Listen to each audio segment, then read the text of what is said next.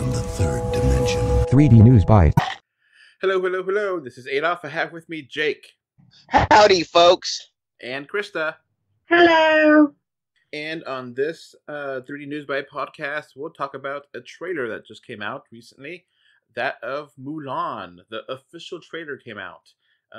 There was a teaser that came out earlier, but this now got the official trailer, and the trailer does confirm 3D at the end. So, Krista, what are your thoughts on Mulan official trailer? I'm still kind of questionable on Mulan. I still feel like it's not going to be that great of a remake. But, at least, based on the trailer, at least, it doesn't seem to have completely steamrolled Mulan's character, which is what some of the earlier scripts seem to imply. So, at least Mulan is still the main character. Jake, what are your thoughts? It looks like this isn't so much a remake as they're actually going closer to the legend of Mulan. Mulan is one of those characters in Chinese history that's kind of like King Arthur, or Robin Hood, may or may not have existed. Mm-hmm. So it looks like this live action version is closer to that than actually is. It doesn't look like it's much of a remake of the animated version. I mean, I don't think it's very close to the original legend either. I think it's still very Disney-fied, but not necessarily true to the... Yeah, she's going to be a Disney princess. I mean, and she's probably not going to cut her hair in this one. Yeah. I don't know. This is kind of confusing to me a bit what they're trying to go for here, because, they're clearly making references to some of the songs, but previously we had heard that they weren't going to do any of the songs, so unsure what they're trying to accomplish. Okay, the last thing I heard about this, Krista, was that no songs and no sidekicks. So they may reference the song, but they won't actually sing the song. And they may reference a character like Mushu, but not actually have Mushu on screen. That's the difference there, I think. Mm-hmm. To me, it looked a lot like a new wave Hong Kong movie, kind of the later martial arts movies come out of Hong Kong in the 80s, except you had everybody speaking English. Mm-hmm. Now, I don't know how to put this.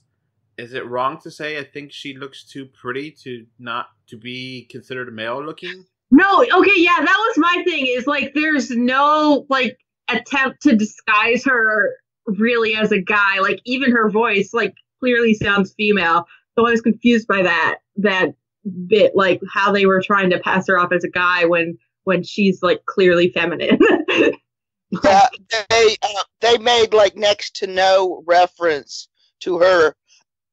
This looked like a teaser trailer instead of a trailer.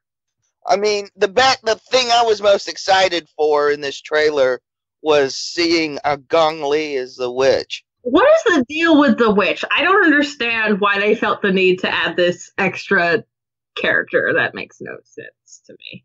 It's a trope in Asian literature. Oh, yeah?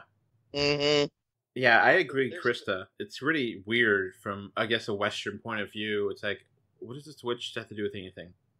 Yeah, no, the thing is, Disney is promoting this as a remake of their animated movie, and it's most obviously going more with the Chinese stories and tropes and stuff.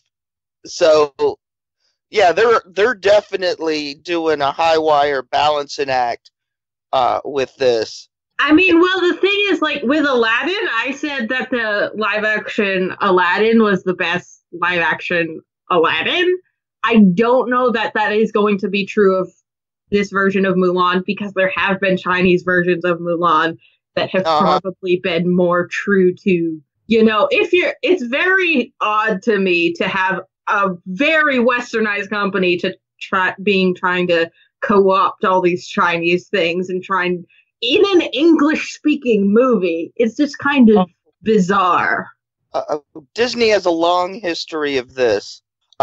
Disney used to to get a slot to show a movie in mainland China, they used to make low-budget Hong Kong mainland co-productions and this shelve them so they could use the slot to put in one of their animated movies like Little Mermaid to get it into the Chinese mainland market. Well, the original animated Mulan didn't do well in China at all. No kidding. Eddie Murphy's character was considered extremely offensive. Yeah. Yeah, first of all, he's not even a Chinese dragon. He looks like a Babylonian dragon more. And you have to admit, his characterization is pretty much a donkey. Yeah, kind of. Yeah.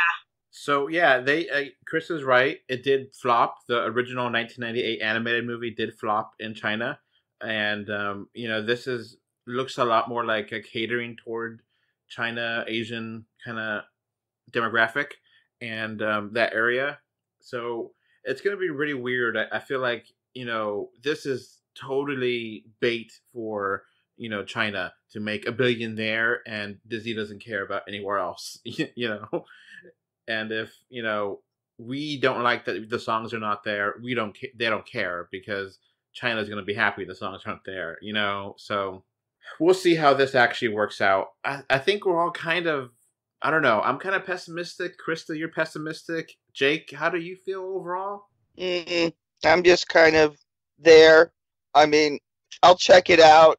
I'm like the Disney Mulan. I'll be the first to admit, I think I've seen it twice. I always joke. I said I was more interested in the Szechuan sauce that came out with the chicken nuggets than I was Mulan when it came out. The Szechuan sauce that's been very popular with Rick and Morty. Yeah, and like a lot of Rick and Morty fans, I actually know how to make my own now, so I don't have to whine at some corporation to feed me. Okay, so it sounds like we all we'll wait and see how this works out. I guess that's basically it for this little podcast about Mulan. Any final thoughts on anyone? I just hope the next trailer clarifies a few things. Okay, so at the very least, we got confirmation that it will be in 3D, so that's exciting for us. It should look really cool in 3D. I think, me and James talked about this before. I wanted to say that a war movie like Mulan, Disney has to really try to put that to PG, and it's gonna really not feel authentic to a war movie being PG. It's gonna be really hard. So I'm not sure about this. Do you know what I'm talking about, Krista? Yeah. Mm-hmm. All right, that's it from us. Okay, before this podcast wraps up, I want to thank my patrons. Thank you, David and Mr. Bengal5, for your financial support on patreon.com.